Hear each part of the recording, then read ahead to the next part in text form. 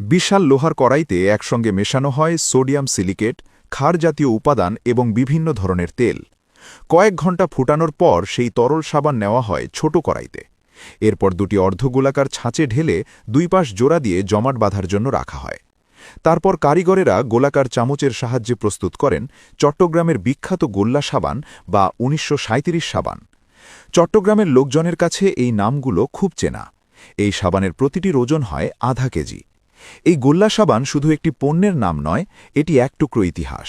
সুগন্ধি সাবানের যুগ শুরুর আগে এই সাবানই ছিল গোসল এবং কাপড় ধোয়ার প্রধান মাধ্যম। এমনকি আজও এটি দক্ষিণ চট্টগ্রাম, কক্সবাজার এবং টেকনাফ অঞ্চলে সমান জনপ্রিয়। একসময় দোকানগুলোতে তার দিয়ে কেটে খুচরা বিক্রি করা হতো। মানুষ প্রয়োজন মতো ১ বা ২ টুকরো কিনত। সেই সময় থেকেই এটি স্থানীয় লোকজনের জীবনের একটি অংশ। এই গল্পের শুরুটা হয় ১৯১৯ সালে।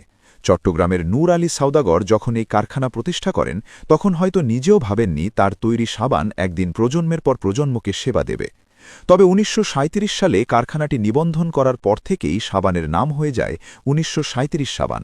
স্থানীয়দের কাছে এটি পরিচিতি পায় গোল্লা সাবান নামে, কারণ এর আকৃতি গোলাকার। তখন থেকে এই সাবান চট্টগ্রামের প্রতিটি ঘরের কাপড় ধোয়ার নির্ভরযোগ্য সঙ্গী হয়ে ওঠে।